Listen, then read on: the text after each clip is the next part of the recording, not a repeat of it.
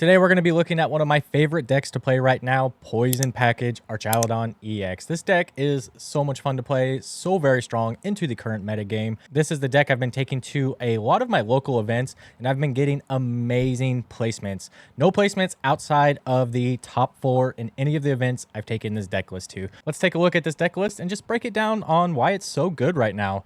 We do run the 3-2 line of the Duraludon and Archaludon EX. I did have this as a 3-3 line. Isaiah Chevelle had a really high placement in a recent regional tournament, utilizing the Blood Moon Ursaluna in place of the third Archaludon EX. I stole that tech from him, and it's been working out really, really well. The Blood Moon Ursaluna just helps in so many different matchups in the late game. You just never need more than 2 Archaludon and the Blood Moon in the end game. Hitting for 220 damage with the additional poison damage that you get from Brute Bonnet is really just enough to beat just about everything in the format right now.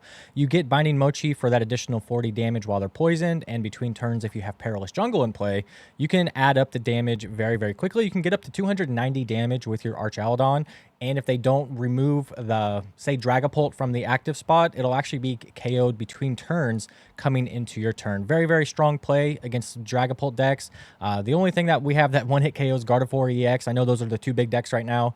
You have Blood Moon Ursaluna with the Binding Mochi, and then the Poison would KO it between turns.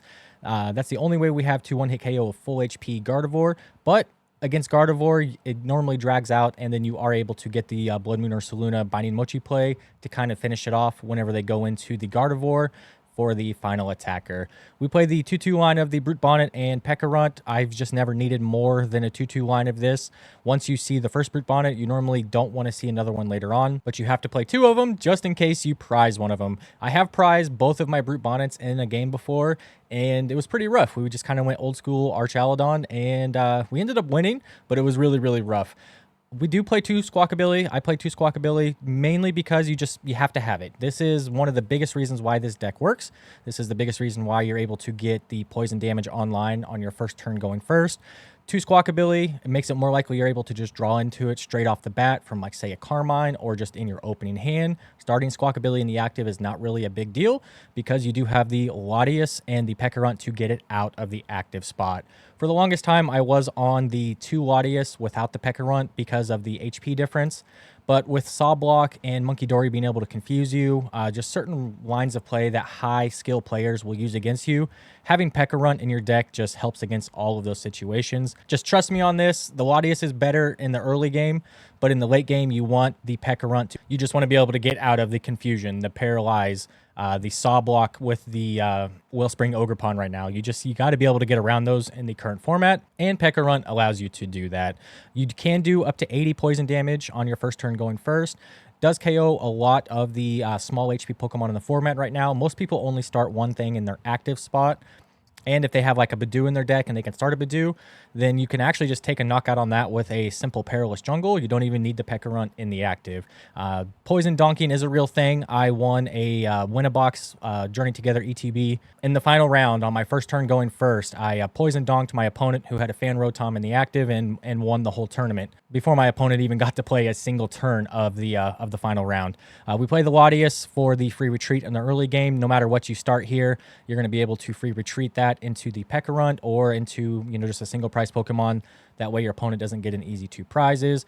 Pheasantipede is just probably the most broken card in the format right now. Draw 3 when your opponent takes a knockout. The biggest reason why this deck is so strong is this poison damage can take a lot of KOs between turns. And if you take KOs between turns with poison or burn even, then your opponent does not get to activate Pheasantipede, and it's so strong to be able to deny Pheasantipede. Blood Moon Ursaluna late game sweeper, you are able to attach an energy and get it online a little bit sooner. You can use Pekka and Latias in the late game to be able to cycle through and use the Blood Moon Ursaluna attack multiple times in a row. The problem is just bench space. You have to be really careful with your bench space to be able to utilize Pekka, Latias, Blood Moon Ursaluna, Brute Bonnet, and you're probably going to have Squawkabilly on the bench from the early game, and then you're also going to probably have a Duraludon or an Archaludon on your bench as well, maybe even Pheasantipede. Just be very, very careful with your bench placement and what you're benching depending on the matchup. If you know your opponent does not play things such as, Saw Block or Monkey Dory with Psychic Energy to be able to confuse you, Most of the time, you can just get rid of Pekka and just go straight with the Latias. And 9 out of 10 matches, you're not going to need the Pekka, but the matches you do need Pekka, it can honestly, it can win or lose you the game. I got saw blocked in a match recently when I was running the 2 Latias, and then I also got Monkey Doried, got confused. I flipped tails, then I lost the match because of it as well. If I had the Pekka in my deck, I always would have had those wins, but without Pekka, I ended up losing both of those matches, and then the one where I got saw blocked, I ended up tying. We play the 4 Carmine. You just want to see Carmine on your first turn going first. It's just super strong to be able to get set up to get the Poison Donk. This deck is more geared towards getting the Poison Donk than most lists you'll see. Most lists are only running like 1 Squawk ability. They're running like 3 Pokegear to put more tech cards in, but I'm really, really heavy on getting the poison damage online and just, wearing down your opponent. We play the 3 Professor's Research. You just got to dig through your deck sometimes. 2 Boss's Orders, 1 Iono. We utilize Palpad to put back the Boss's Orders and the Iono in most matchups. We play the 4 Pokegear. 4 Pokegear is just absolutely busted in this deck. It allows you to find Boss's Orders, allows you to find Carmine. In the late game, if you Palpad back 2 Boss's Orders and you have a couple of Pokegears in your hand, you can, find Boss's Orders that way. You can use your Secret Box to kind of combo those plays together.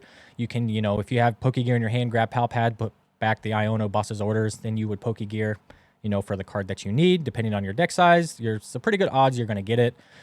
We play the 4 Ultra Ball, 4 Nest Ball line. You just have to have as much search as possible. Unfortunately, Buddy Puffin doesn't do anything in this deck. Our lowest HP Pokemon is Pekka with 80 HP, so we're not able to utilize Buddy Puffin. So we have to have the 4 Nest Ball. We have 2 Earthen Vessel, mainly for like Secret Box search, and just to be able to find energy to put it in the discard pile to utilize the Assemble Alloy ability to put 2 of the energy back onto our Archaludon. Sometimes you want to attack with Duraludon. That's honestly our only answer to Cornerstone Ogerpon is Poison and Duraludon. You can attach a Binding Mochi to your Duraludon, poison it, and then between turns you would build up the poison damage. If they take a knockout on the Duraludon, you could promote the Pekka, and then you would get the additional damage counters from Pekka between the turns. Whenever your opponent takes a knockout, if you promote your Pekka, the poison damage does apply with its ability between the turns, and that can kind of take some cheesy knockouts on your opponent if they're not aware of how that interaction works, because you do promote the Pekka before the poison damage is applied. 2 Night Stretcher. This is one of the cards. Night Stretcher and Binding Mochi are the 2 cards. If I were to cut, say, like Squawkabilly or a Pokegear, I would probably go up another Night Stretcher first, and then the second card I would want to go up 1 on is the Binding Mochi. Binding Mochi is just so strong into specific matchups, and if you have to discard your Binding Mochis in the early game, it feels really, really bad in the late game. Like I mentioned, Blood Moon Ursaluna is the only way to take a knockout on, say, Gardevoir, and then some like Zoroark EX is kind of difficult to knock out without Binding Mochi because it is a Dark type. Perilous Jungle does not apply extra poison damage, so it gets really, really, really weird. It's very strange. Like your Archaludon only does 220 plus the 40 from Binding Mochi plus the 10 damage instead of 30. If it was doing 30 damage from the Perilous Jungle, then you would actually take knockouts on Zoroark EX, but since it's a Dark type, you don't, and then it return KOs you because of the Ins Reshiram on the bench. We do have the 1 Super Rod. You aggressively discard so many cards, you just have to be able to put cards back. 1 Palpad, we already talked about that. Secret Box is our ace-spec of choice. There's just nothing else that makes sense.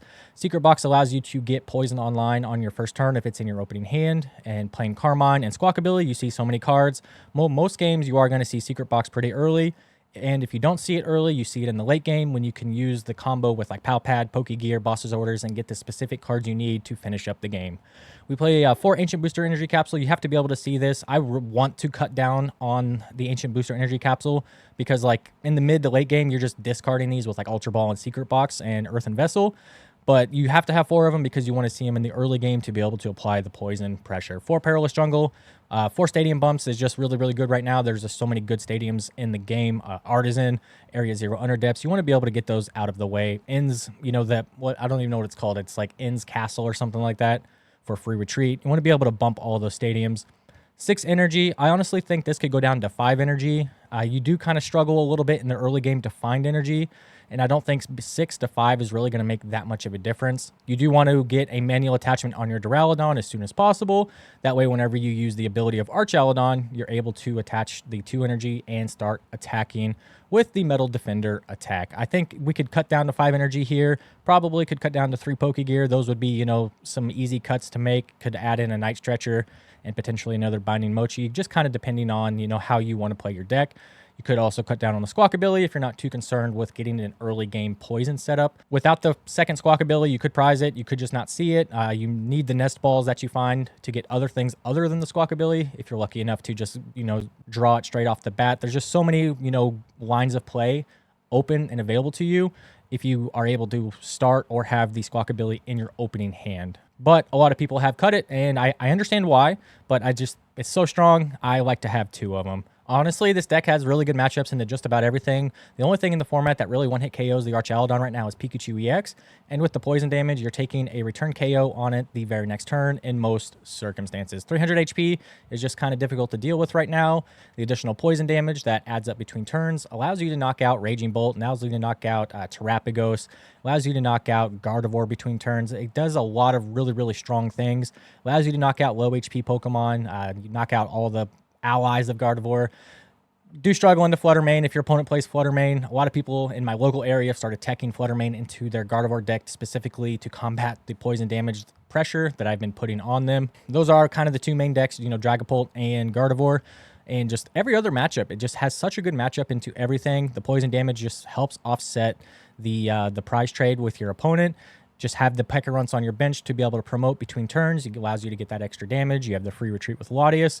And then you build up your Archaludon and your Blood Moon Ursalunas, and just your opponent can't take knockouts because there's just too much HP on the board and not enough return power from your opponent in most circumstances. Let me know what you guys think of Poison Package Archaludon down in the comments. I'm going to leave a link to the 10 matches that I played with this deck. We had an amazing win rate with it. Make sure you go ahead and check out that video, and I'll see you there.